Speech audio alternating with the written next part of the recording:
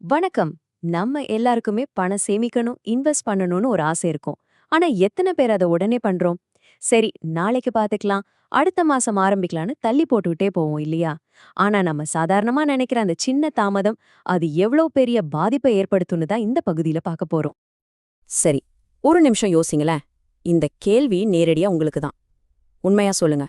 செல்வத்தை உருவாக்கணும்னு நீங்க ஆசைப்பட்டாலும், அத ஆரம்பிக்க விடாம உங்கள தடுக்கிறது எது? உங்க மனசுக்குள்ள இப்போ ஒரு காரணம் ஓடுமே, அது என்னன்னு கொஞ்சம் யோசிச்சு பாருங்க. நிறைய பேருக்கு நிறைய காரணங்கள் இருக்கும். ஆனா பொதுவா நாம நமக்குள்ளேயே சொல்லிக்கிற சில காமனான காரணங்கள் இருக்கு. அது என்னென்னு ஒன்னொன்னா பார்க்கலாம். இதுல ஏதாவது ஒண்ணு நிச்சயம் உங்களுக்கும் பொருந்தும். இதுதான் லிஸ்ட்ல முதல்ல வர காரணம்.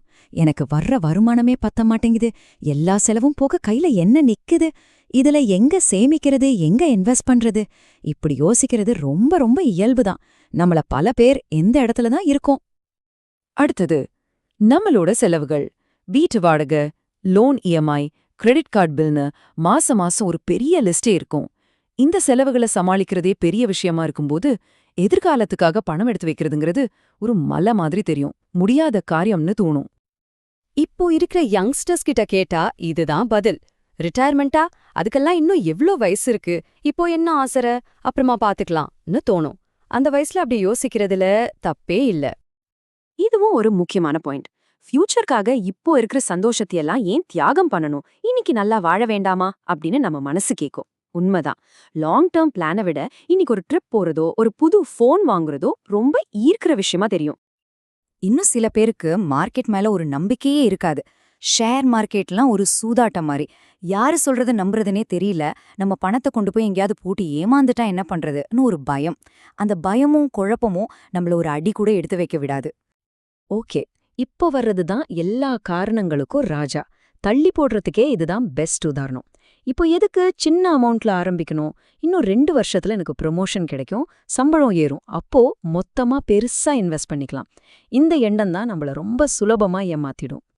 சரி, இப்போ நாம பார்த்த இந்த காரணங்கள் எல்லாமே ஒரு விதத்துல நியாயமா தான் தெரியும். ஆனா இங்கதான் ஒரு பெரிய ஆனால் இருக்கு. நீங்க சொல்ற காரணங்கள்லாம் சரிதான் உங்களுக்கு தோணலாம். ஆனா அப்படி தள்ளி போடுற ஒவ்வொரு நாளுக்கும் நாம ஒரு பெரிய விலை கொடுக்கறோம். அதுவும் சும்மா இல்ல, கணக்கு போட்டு காட்டக்கூடிய அளவுக்கு ஒரு பெரிய விலை. அந்த விலை தான் கூட்டு வட்டியின் சக்தியை இழக்கிறது. சிம்பிளா சொல்லணும்னா, நீங்க போடுற பணத்துக்கு வட்டி வரும், அடுத்த வருஷம் உங்க பணத்துக்கும் வட்டி வரும், அந்த வட்டிக்கும் வட்டி வரும். இப்படியே உங்க பணம் உங்களுக்காக வேலை செய்ய ஆரம்பிக்கும். இதுதான் செல்வத்தை உருவாக்குறதுக்கான ஒரு மேஜிக் ஃபார்முலா, ஒரு என்ஜின் மாதிரி. நாம தாமதப்படுத்தும் போது இந்த என்ஜினை ஆஃப் பண்ணி வச்சிருக்கோம், அவ்வளவுதான். இப்போதான் விஷயத்துக்கு வரோம். ஒரு அதிர்ச்சியான உண்மை என்ன தெரியுமா?